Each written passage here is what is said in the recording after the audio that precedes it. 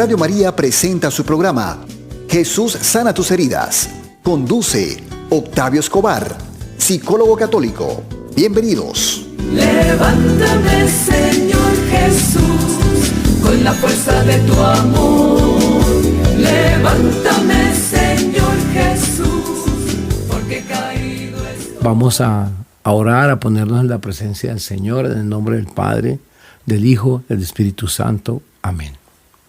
Padre Celestial, de ti proviene toda bendición en el cielo y en la tierra.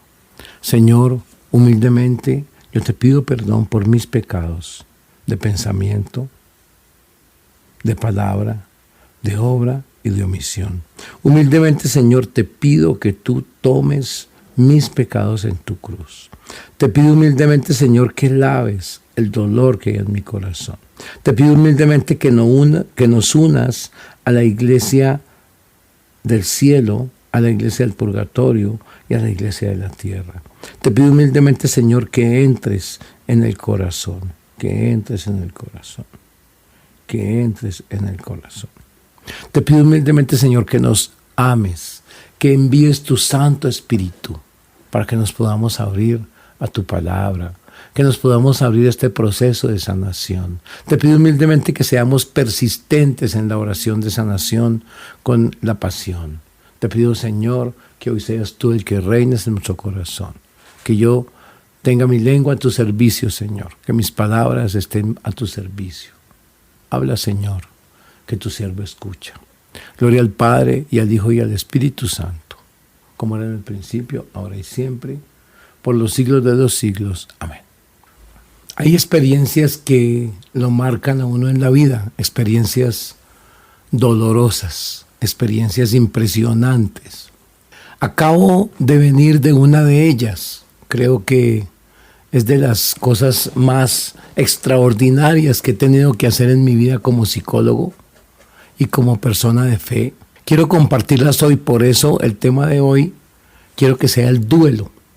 Aquí en Colombia, en una población que se llama Fundación, en el departamento de Magdalena, murieron quemados en un bus 33 niños por una equivocación, una irresponsabilidad, un daño en el autobús, un autobús viejo. Murieron quemados esos niños. Estas familias han estado atravesando pues todo un proceso donde diferentes fundaciones les han ayudado, pero me invitan a hacer un taller para sanar las heridas del duelo. Creo que vale la pena compartir esta experiencia porque realmente es algo irrepetible, impresionante.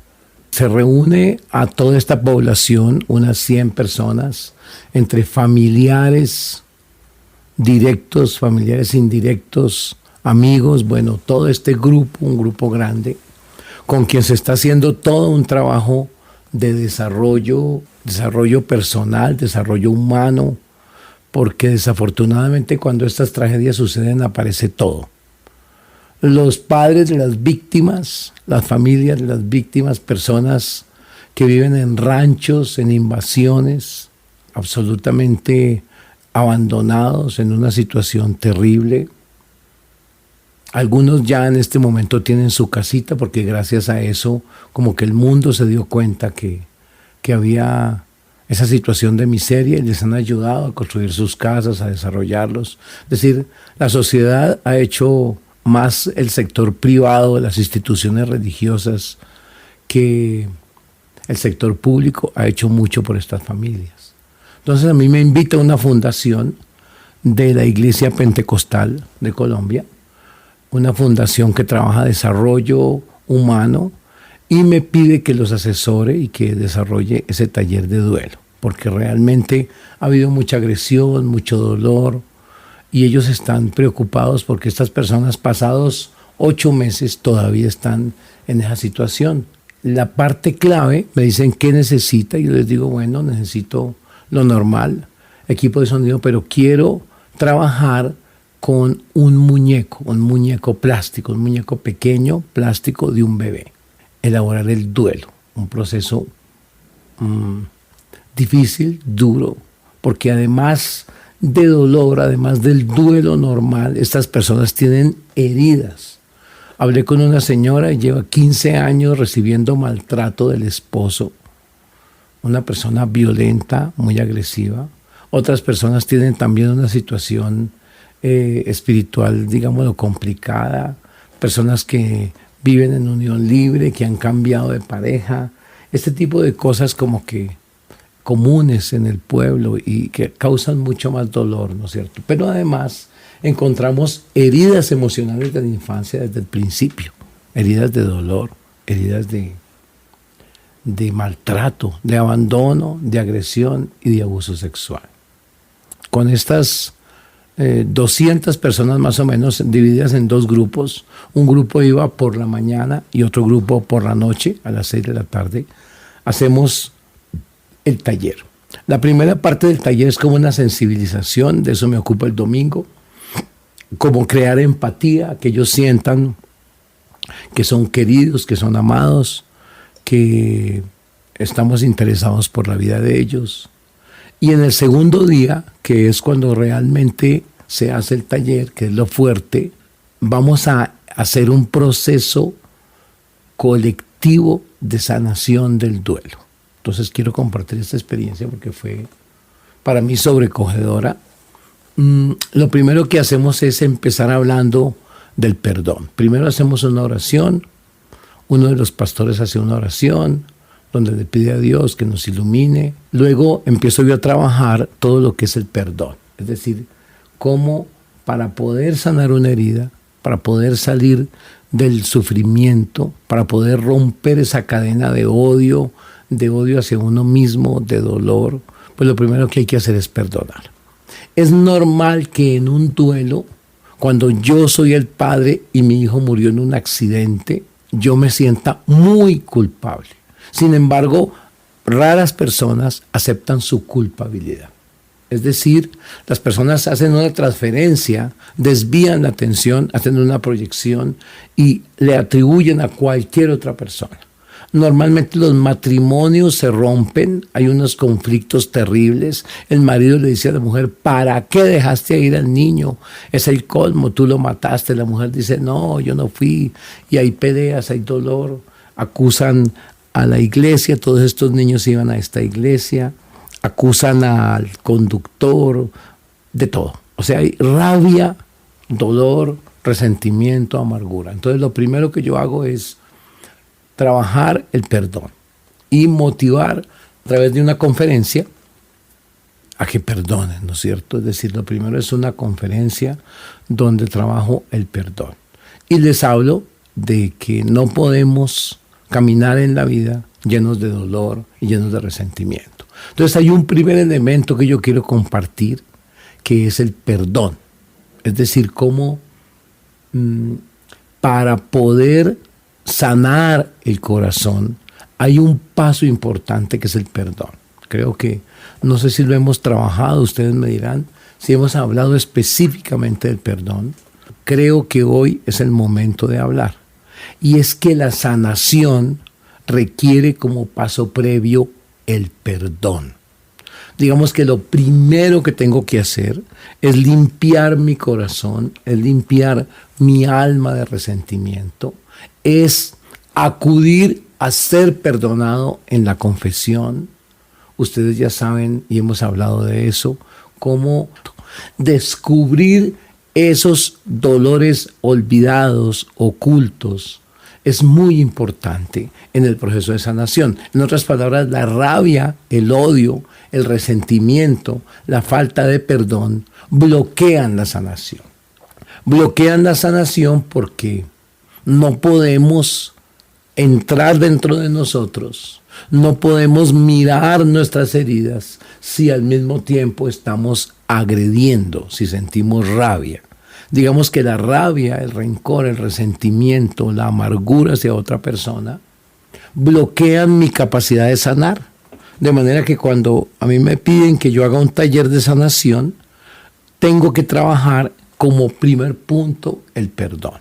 De manera que ese es digamos como el prerequisito. Y hay varios perdones que son importantes. El primero es perdonarme a mí mismo, es decir, hacer el proceso de confesión con el sacerdote, poder estar libre de culpas. Pero antes de eso, lógicamente, tengo que reconciliarme con las personas con las que tengo rabia y tengo dolor.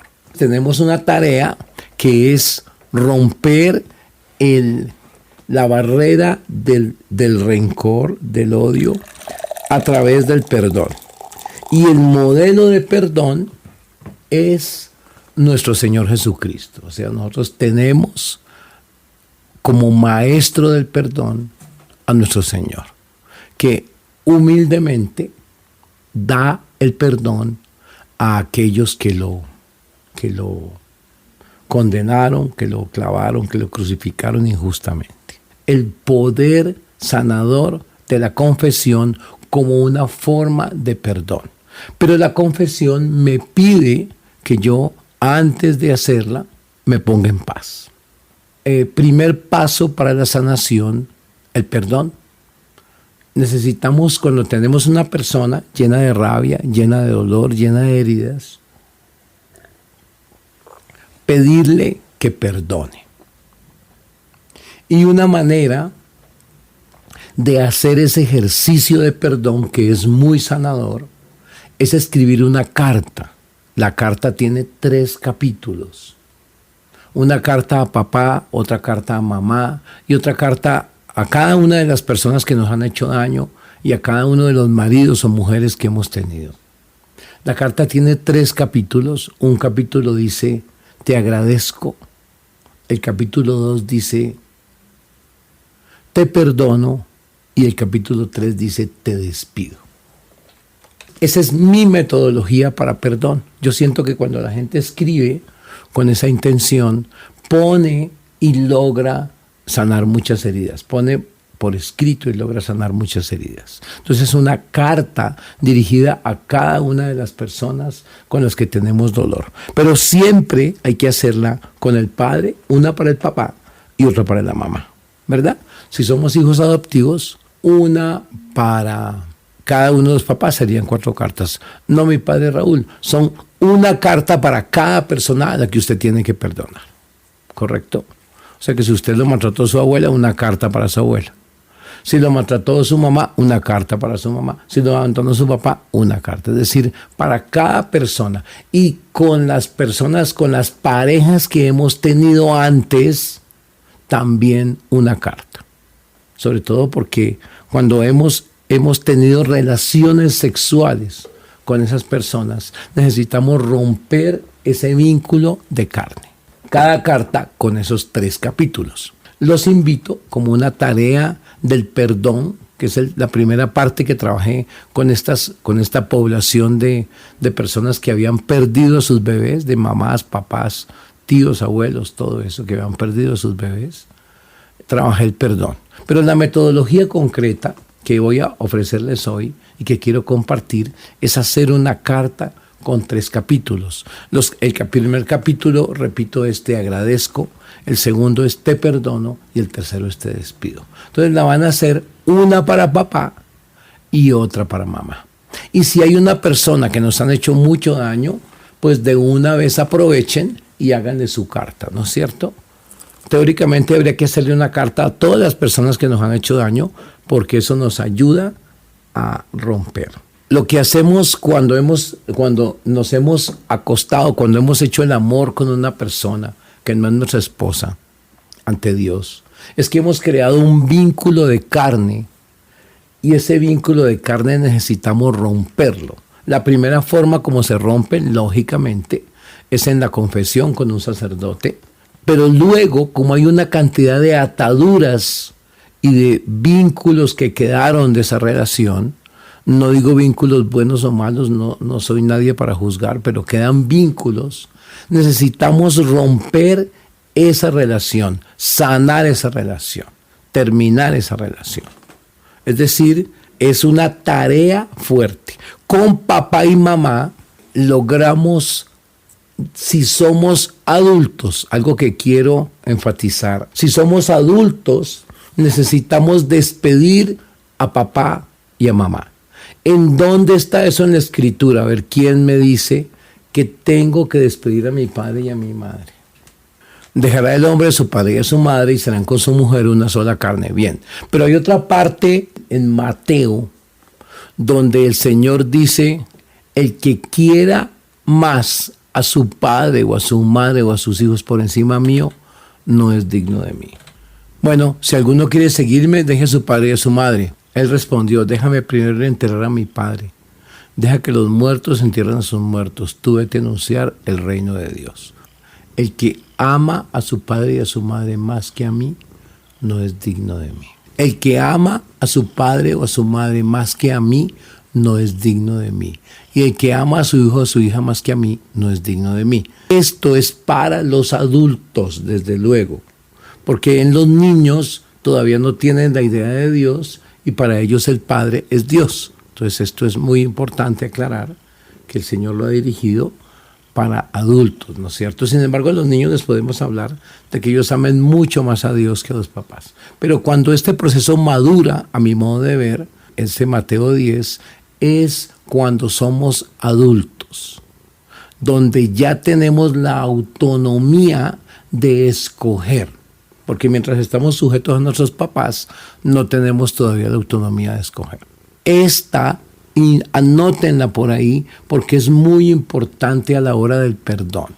En esta carta hablamos entonces de, primero, mamá, te agradezco.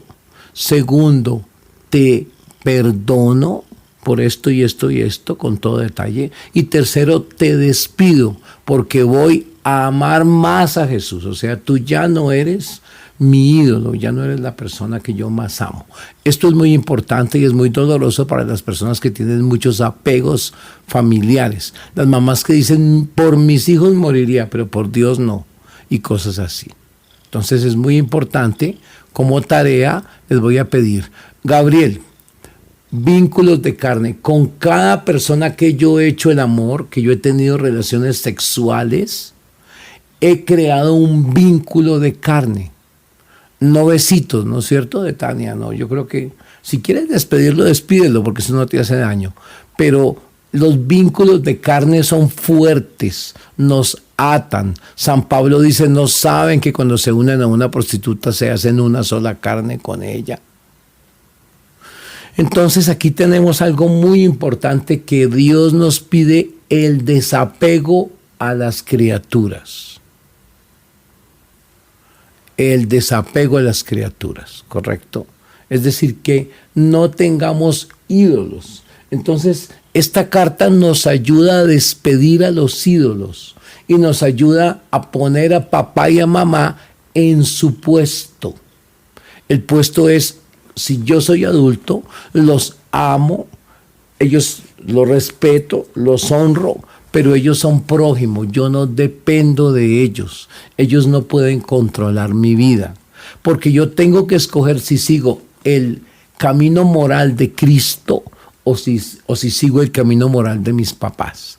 Si sigo las heridas de mis papás o si sigo la sanación que me da Cristo. Entonces, esto debería ser un ritual de los 18 años, ¿no? Uno, digamos, cuando uno va a hacer la confirmación, debería escribir esta carta, ¿no? Que es una carta muy importante. En otras palabras, te despido porque ahora yo me relaciono directamente con Dios. Cuando Dios no es una persona, sino por ejemplo el trabajo, igual es idolatría, igual tenemos que despedirlo, ¿no es cierto?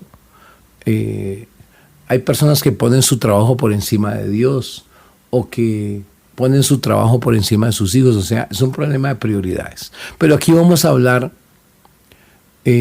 sobre estos 3 pasos. Hermana Mariela pregunta, para un adolescente que perdió a su padre, ¿cómo se puede manejar? Sí, Mariela, porque el papá ya hay que despedirlo, hay que enterrar al muerto. Y tenemos que despedirlo porque ya ella no es gobernada por su padre por sustracción de materia. ¿Me explico? Así como el matrimonio termina con la muerte, la paternidad termina con la muerte. Entonces, yo pues ya no soy el padre porque no estoy en la tierra. Entonces la adolescente y cualquiera de nosotros que haya, que un niño cuyo papá se haya muerto, debe hacer este proceso. Lo que pasa es que es un proceso que no se puede acelerar. Yo no puedo despedir si no he hecho el duelo, ¿correcto? Ya les voy a seguir contando, pero por ahora quería enfocarme en el perdón. Entonces, vamos a hacer esta carta como parte de nuestro proceso personal de sanación, que dice: papá, te agradezco por esto, por darme la vida, por el espermatozoide, por el DNA, por que me diste esto, y te perdono por abandonarme, por estar borracho, por por ta. Y en el amor de Dios, con todo mi respeto y honra, te despido de mi vida. Te despido de mi vida formalmente. ¿Eso qué quiere decir? Te despido como padre. Puedes seguir siendo mi prójimo, podemos seguir siendo amigos, pero como papá yo te despido. De la misma manera que cuando terminamos la universidad o el colegio, le hacemos una despedida a los profesores, ¿no? Los alumnos le hacen una despedida a los profesores porque ya no son profesores de ellos. Pero yo puedo ser amigo de un profesor, puedo llamarlo, puedo consultarle, puedo hacer un paseo con él, ayudarlo, pero ya él no es mi profesor, ya no tiene autoridad sobre mí. ¿Correcto? Lo llamamos papá porque él sigue teniendo ese título, pero realmente es un padre emérito, o sea, es un padre retirado. Y esta despedida es buena también para los padres, para que no terminen amamantando a los hijos adultos, que no terminen siendo padres de bebés. Mi bebé, que tiene 25 años, mi nenecito de 30 años, la niña de 38 años, ¿no es cierto? Todavía la tratan como una niña y la mamá le dice de qué color se compra la ropa, etcétera, etcétera, ¿no? Entonces es muy importante, este proceso es de la madurez. Repito, la despedida no es de pelea, la despedida es con amor, te despido como papá. ¿Es correcto? O sea que hay un trabajo interior de perdón, de agradecimiento, que es sano, de perdón y de desapego. 3 profundos movimientos del alma: agradecer, perdonar y despedir. Olivia dice que sí, es como soltar la persona. Claro, es soltarla, es entregársela a Dios. Marta, sí, es entregarla a Dios. No es que la persona se va, sino que le entregamos. Ahora, tú puedes seguirte relacionando, pero el acto de perdonar y despedir te ayuda. Por ejemplo, en el caso de alguien que te haya hecho mucho daño, el acto de despedirlo sana. Tania Patricia, los 3 procesos profundos son los de la carta: te agradezco, te perdono y te despido. Agradecer, perdonar y despedir. La carta no hay que entregarla porque muchas veces esa carta va a causar dolor o conflictos o problemas. Es un proceso interior mío. Una vez que yo la he hecho, la rompo delante del Santísimo o la leo en la tumba de la persona muerta. Es muy importante hacerlo en la tumba de la persona muerta. Todos los que tengan papá y mamá muertos, eso los va a ayudar a hacer el duelo.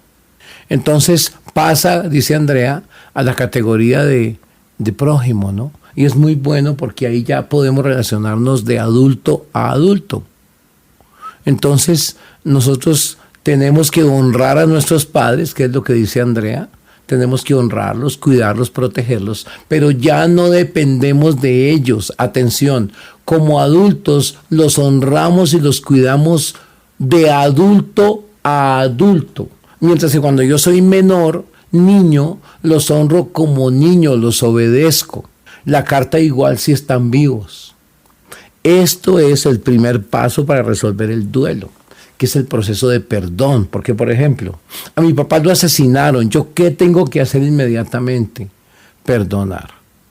Victorales, que es muy, muy inquieto, dice que si se trabaja la corteza frontal, desde luego, estás usando un proceso racional para poder hacer un proceso. Eso no quiere decir que no llores, que no haya un proceso emocional, pero ese proceso de agradecer, perdonar y despedir es un proceso consciente.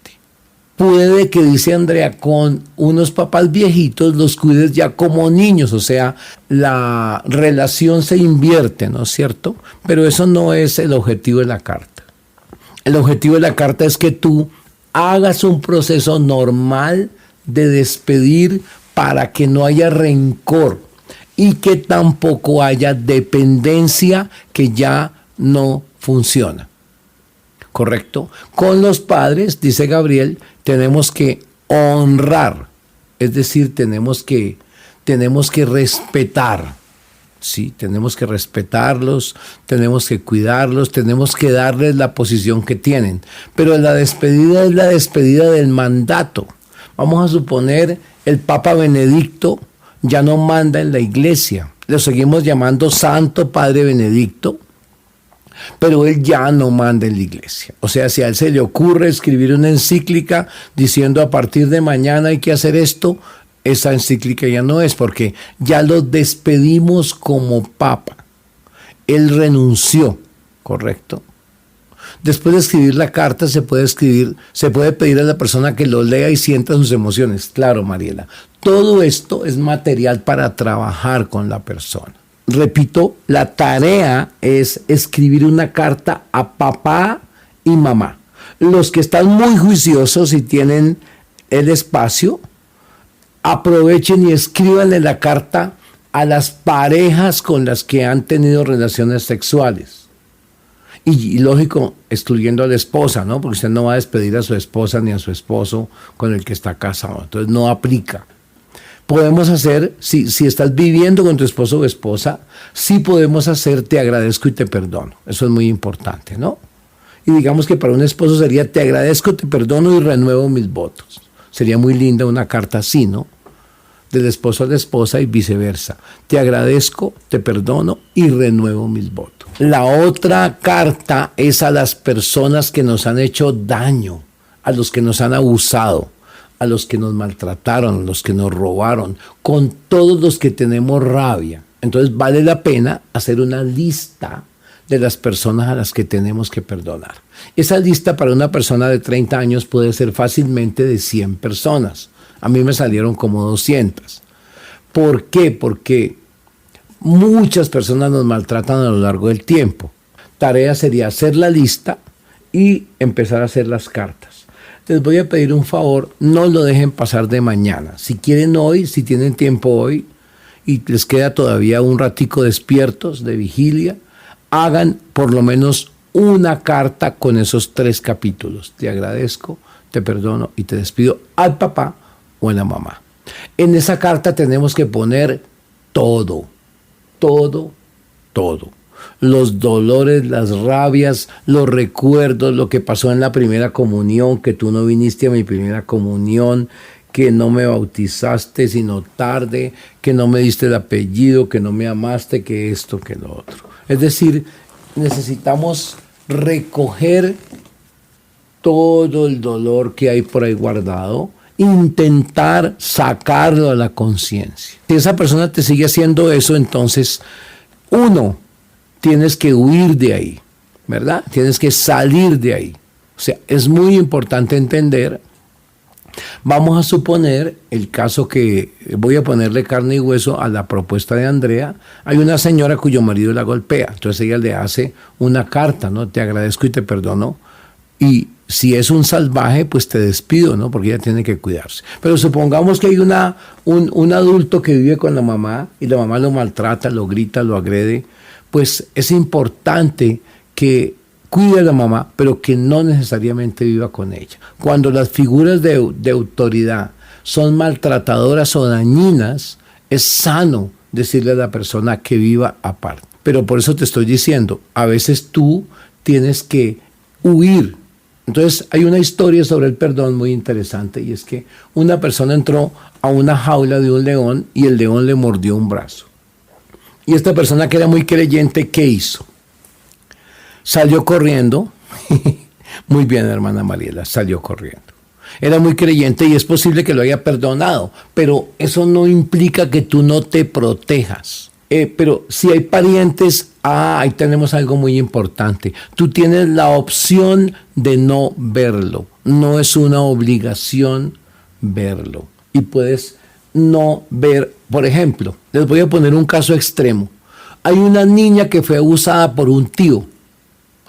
Y es un caso real. La niña le dice al papá, papá, mi tío me manoseó, me hizo esto otro. Y el papá se queda callado porque tiene miedo que el hermano se ponga bravo o cualquier otra cosa y no hace nada.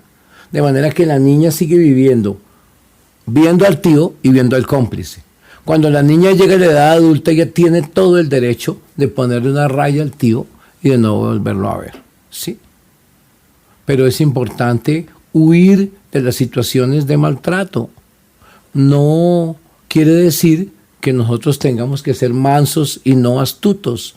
El Señor nos da dos líneas: sean mansos como palomas y astutos como serpientes. Si tú le vas a poner la pata a una serpiente, seguramente la serpiente sale corriendo porque es astuta, ¿no? Entonces hay que ser astuto.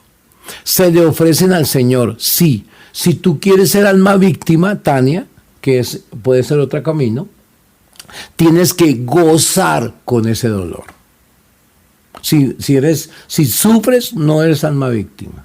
O sea, el alma víctima es víctima de gozo. El dolor le produce una alegría espiritual. ¿Me explico?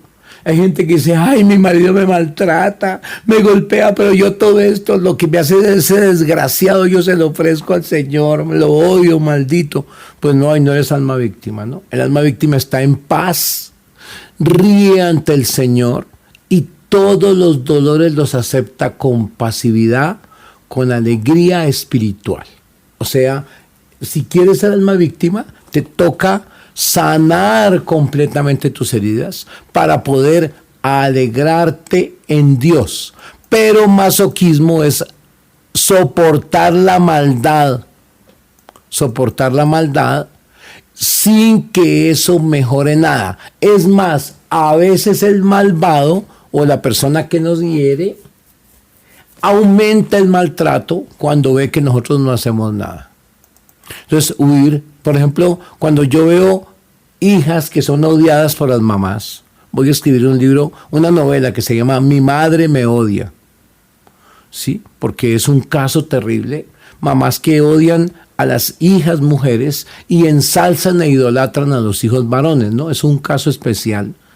Quiero mostrar a una protagonista que tiene una mamá que desde niña la odia y ella empieza a entrar en el proceso de conversión y empieza a perdonar a la mamá y a cuestionarse y finalmente llega a sanarse ella y a lograr que la mamá se sane. Es una aventura interesante. Pero fundamentalmente, ¿qué es lo que quiero decir? A muchas pacientes les he recomendado que se independicen de la mamá. Lógico, pacientes adultas, que se independicen de la mamá, que vivan en un sitio distinto. No es raro el caso, por ejemplo, de una abuela que maltrata al nieto, una madre soltera que vive con la mamá y la mamá maltrata al nieto, agrede a la hija delante del niño, entonces el niño le pierde la autoridad a la mamá, habla mal de la mamá delante de otras personas y la desanima de todos sus proyectos. Entonces a mi paciente, y es un caso real, le dije, tienes que vivir separada de tu mamá. Puede que vivas cerca si necesitas algo, pero sepárate para no crear una relación de dependencia. Andrea dice que hay cosas como personas que se victimizan, que manipulan. No podemos despedir a gente así si las amamos. Claro, pero es que tú no puedes ser codependiente de la enfermedad mental de otro. Hay que usar el discernimiento. Si yo estoy siendo maltratado por una persona y eso no me produce gozo espiritual, o sea, no soy un alma víctima santa que lo puede ofrecer, no todos podemos ofrecer eso.